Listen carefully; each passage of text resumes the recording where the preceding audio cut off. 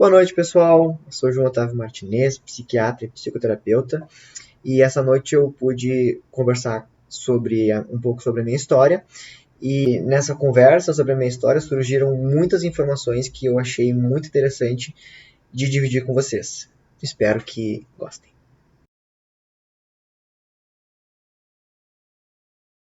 Sou nascido em Pelotas, só que criado em Bagé, uma cidade do interior, né? Até meus 17, 18 anos, né? Me formei no ensino médio e fui fazer a faculdade de medicina em Pelotas, na UCPEL. Fiz os 6 anos de curso. Aí a gente, no final da formação acadêmica, quem quer se especializar, presta uma prova, né, para passar na residência. Eu passei e muitos médicos acabam tendo que servir. Eu fui servir e a minha vaga de psiquiatria ficou guardada. Então eu fui servir em Bagé, servi lá o ano obrigatório. Terminado o ano obrigatório, eu fui para Porto Alegre fazer a residência de psiquiatria no Grupo Hospitalar Conceição. São 3 anos de residência. Terminado a residência, eu comecei a trabalhar em vários lugares.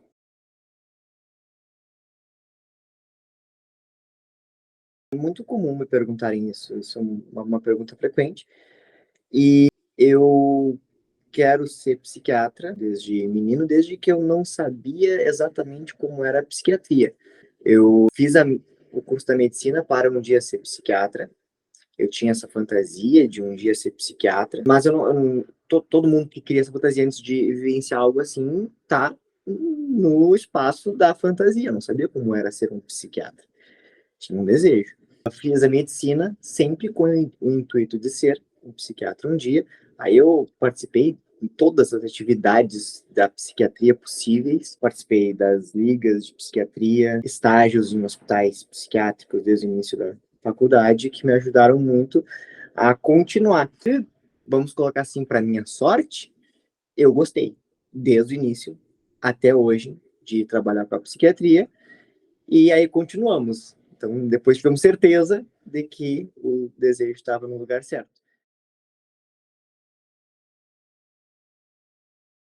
Eu já pensei muito do porquê, né? O porquê que desde muito cedo eu tenho algumas hipóteses. Eu lembro de filmes onde me instigou assim a parte da mente, o fascínio assim para entender como é que funciona os desejos, a mente das pessoas, normalmente dos personagens. Até hoje foi muito bacana o quadro do Instagram onde eu consigo pensar sobre as personalidades dos personagens, né?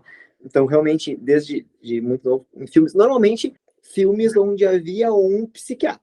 Era uma posição que, de certa forma, eu admirava, assim, alguém que cuida da mente, tenta entender a mente, algo tão complexo. Tudo que é criança tem aquela fantasia de ser um super-herói, de ter um poder, de ter uma qualidade. Naquela fase, eu tinha essa fantasia de que seria o máximo ser um psiquiatra. Então, assim começa.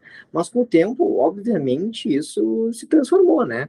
Quando tu tá diante de alguém em sofrimento, que tá se despindo a alma para ti, que tá deixando aberto assim as coisas mais profundas, os medos, as angústias, inseguranças para ti, isso aí acaba.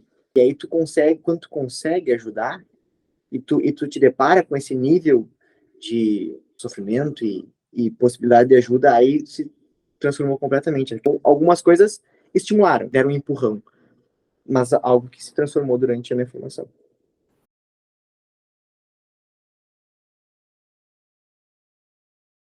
Desde da residência, vamos colocar assim, por sorte ou azar, né, ou por uma inclinação própria, a minha residência me proporcionou muito contato com a teoria mais analítica, mais psicodinâmica, que a gente chama, né? Existem muitas linhas de tratamentos psicoterápicos, muitas formas, né, de muitas técnicas, e a formação que eu fiz, ela proporcionava muito nessa linha psicodinâmica, que é realmente a linha que mais me fascina, que eu gosto mais de trabalhar. É óbvio que a gente tem que ter condições e arcabouço para tratar em qualquer linha, em qualquer condição.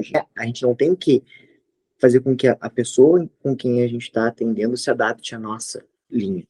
Não é a pessoa que tem que se encaixar ao terapeuta. E às vezes também não é exatamente o terapeuta que tem que se encaixar também. Às vezes dá um match. Às vezes a gente tem que encaminhar quando o match não acontece, né? Mas nós não podemos ser engessados e duros. Eu só faço assim, eu só sei fazer de um jeito, eu só trabalho de um jeito. Não, nós temos que saber qual é a melhor indicação para aquela pessoa, qual a técnica que eu vou utilizar para aquele determinado momento, situação. Mas eu trabalho muito com a psicodinâmica. É uma área que me fascina muito. E na minha formação tivemos isso muito forte no GHC, né? Depois que eu acabei a residência, assim, imagina que a teoria analítica, principalmente, é enorme e muito complexa.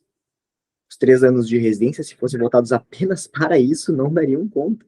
E aí eu fui atrás de uma formação complementar do CELG, né, que é o Centro de Estudo Luiz Guedes, que tem uma formação muito forte, muito boa na orientação analítica, que é o que eu estou fazendo mais uma formação agora, que é voltada mais para essa teoria mais da análise.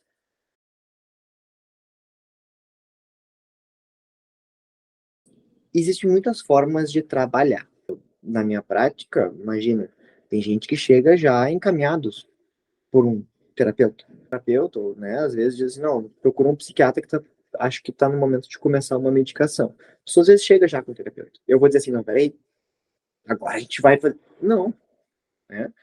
A gente tem que saber trabalhar de forma multidisciplinar e em equipe também. A gente faz contato, a gente trabalha junto e tal, troca uma ideia e às vezes a gente cuida da parte clínica. A gente chama a parte clínica a parte mais farmacológica, a parte mais do diagnóstico diferencial, comorbidades, situações, né, que a gente veja que tem que complementar a terapia e a parte medicamentosa, né? Então a gente trabalha junto. Alguns casos que a gente, dependendo do desejo do paciente, de novo, tem que dar match, ou avaliação do psiquiatra clínico de que faça terapia com outra pessoa, por diversos motivos que sejam, às vezes a gente que encaminha para um terapeuta. E separa as coisas, né? Um médico clínico e um terapeuta, certo? E, por vezes, acontece de a pessoa procurar um terapeuta e procurar a mim. Existem situações onde o próprio terapeuta ajusta a medicação. Existem casos em que eu indico terapia e a pessoa prefere realizar com alguém que já conhece, ou que já tem um certo vínculo. As possibilidades são diversas. Existe uma forma mais correta? Não. Tudo é uma questão de se combinar, de acertar um com o outro e fazer ver a forma que mais funciona. E muitas vezes a gente refaz a rota. Ah, tentei com uma pessoa, não gostei, vamos tentar agora? Não, tá, agora eu vou em caminho. Então a gente vai construindo, não existe uma coisa fechada.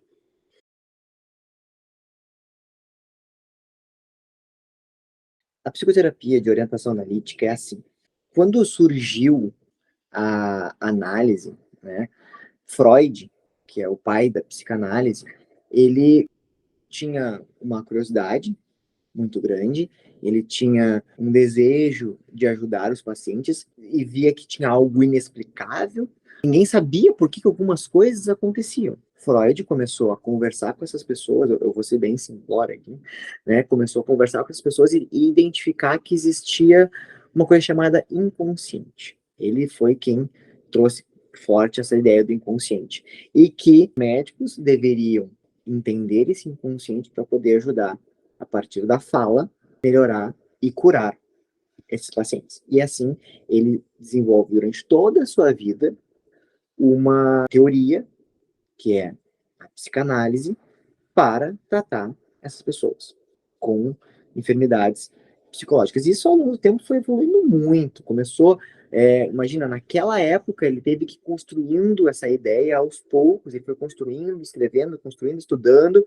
Isso levou anos e até hoje isso é aprimorado nos dias de hoje. Isso é análise, estamos falando de psicanálise. É que a psicanálise também, ela tem algumas restrições, algumas regras, ela tem um nível de complexidade, e depois de entendido que existia o inconsciente, entendido que as pessoas, a partir de terapia, melhoravam, muitas teorias foram surgindo, muitas teses, muitas formas de abordar de maneira psicoterápica os tratamentos, e nós temos hoje uma gama de muitos estilos de psicoterapia, desde os mais esportivos, de apoio, mais voltados para o insight, mais reflexivos, mais expressivos, mais cognitivos, mais comportamentais, enfim, existe uma gama muito grande de formas de abordar psicoterapicamente um tratamento.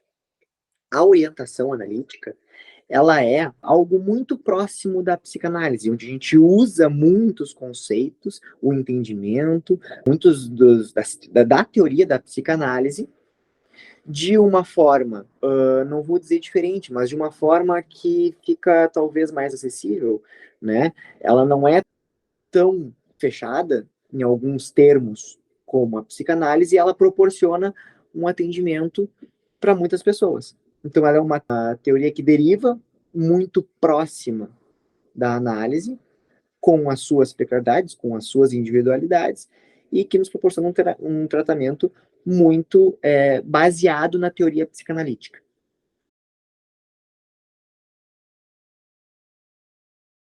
Sempre nós devemos ter uma atenção multidisciplinar. E não é nem só entre médicos, né? A gente tem que ter um atendimento multidisciplinar. Por exemplo, toda uma equipe, seja assistente social, TO, fisioterapia, enfermagem, né? Hoje, em um dos ambientes que eu atuo, a gente atua de maneira multidisciplinar a todo instante. A gente discute cada caso, a gente está lá discutindo, vendo como que a gente vai abranger de uma maneira global cada paciente.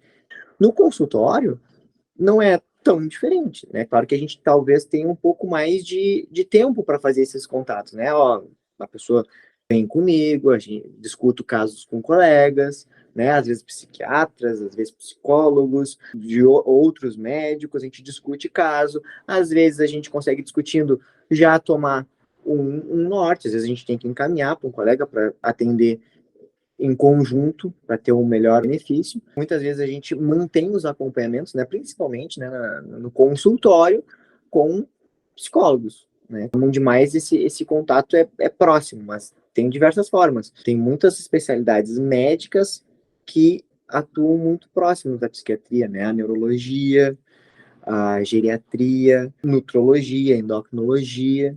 Então, tem muitas maneiras que a gente tem que abordar de uma maneira completa os pacientes.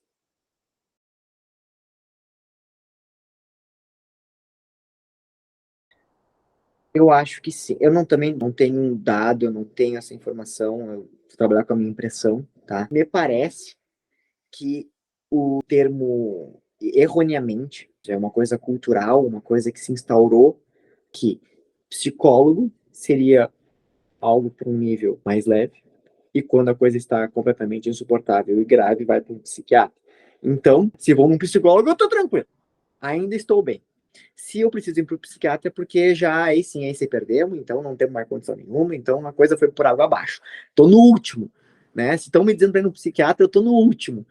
E, bom, isso foi algo que se instaurou. Quando nós temos duas formas de, vamos chamar assim, medicamentos e terapia, é porque nós estamos precisando de duas coisas. Ou só a terapia não deu conta, ou só o medicamento não deu conta. Aí já fica subentendido que, poxa, eu preciso das duas coisas, é porque uma só não dá conta. Então, meu caso já é pior. E já começa uma coisa tipo assim, será que eu tô pior? Ih, será que eu não tô dando conta mesmo? Então já tem essa coisa da autopercepção, né? Não, eu vou segurar aqui, porque se eu não for no psiquiatra, então eu não tô tão mal. Sou mais forte. Uma série de crenças que vem desde o preconceito, do que significa, da cultura, do termo pejorativo que tem, da loucura, e não precisa ser assim. Tem uma questão também de que, assim, tenho até receio de falar isso, existe infelizmente, uma conotação onde há uma hierarquia de tratamento. Então, se eu já estou indo no médico, eu já estou num tratamento melhor. Isso não é uma ideia correta, mas existe. Ah, eu preciso do melhor tratamento, porque eu sou muito preocupado. É o contrário do que eu falei. Tem pessoas que não querem se sentir muito mal, mas tem pessoas que não querem correr risco nenhum. Então eu vou no melhor tratamento possível. Então qual é o melhor tratamento possível? Existe essa ideia inconsciente de que é com o médico. Então eu vou procurar o psiquiatra. A ideia de que se eu tô indo no médico, meu problema é biológico. Isso é muito comum, muitas vezes, procurar um médico para assim, não, eu vou resolver meu problema com um remédio e tá resolvido. Porque numa terapia, nós temos que resolver as coisas. O terapeuta não cura ninguém. E muitas vezes isso é um motivo de procura também. Até quando não rola muito essa questão do tô grave, não tô grave, tô preocupado se eu sou no último ou não, é muito da pessoa. Olha só, eu não estou pronta para resolver minhas coisas. E isso, inclusive, é uma das indicações de ir ao psiquiatra. Para poder, às vezes, entrar numa terapia, porque se a pessoa vai ter que tomar mais frente na resolução dos seus problemas, ela tem que estar em condições. E muitas vezes não está. E está realmente doente, inclusive biologicamente. E aí ela precisa da medicação para poder estar em condições de entrar numa terapia. Então também tem isso. Que muitas vezes quando os psicólogos encaminham, não, tá na hora de começar um remédio para te poder vir aqui, assumir o controle e estar pronto para fazer a sua mudança. Tem gente que não gosta de conversar, inclusive. Não quero conversar. E quem não quer conversar também não quer muito, tem que resolver a situação. É melhor deixar o remédio resolver.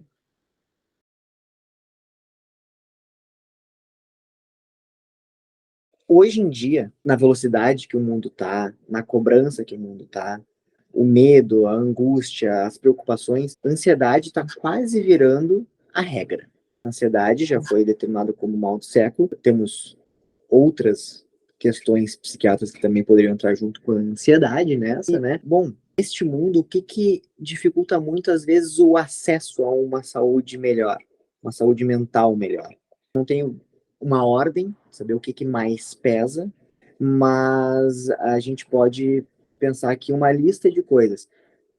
Dificuldade de acesso, muitas vezes. A gente sabe que, às vezes, acesso é uma parede que as pessoas, às vezes, têm que tentar pular. O tamanho dessa parede muda para cada pessoa, mas a força que a pessoa faz para pular essa parede também.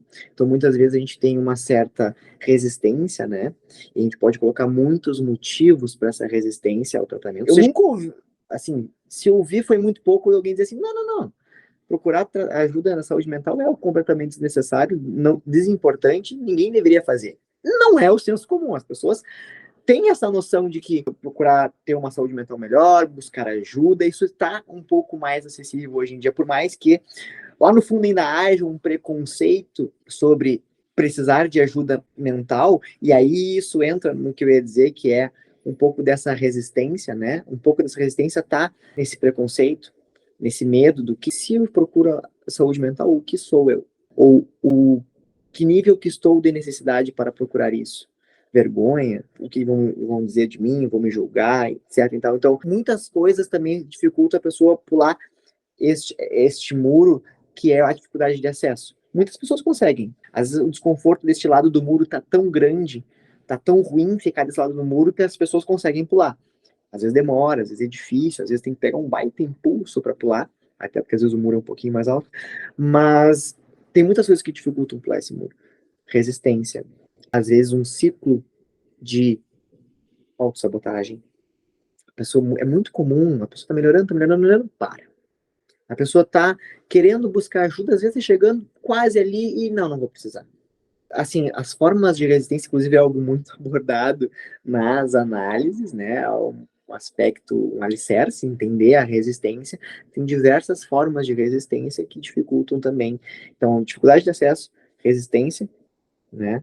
E acho que são, dentro da resistência a gente poderia desmembrar muitas coisas que dificultam a busca de ajuda, porque assim, a angústia no mundo de hoje é uma realidade. E todo mundo sabe disso. Todo mundo sabe que precisamos buscar ajuda, né? Quem está precisando buscar ajuda, deveria buscar ajuda. Mas ainda há muita coisa que impede. E aí, o que é isso que está impedindo? Cada pessoa vai ter o seu motivo.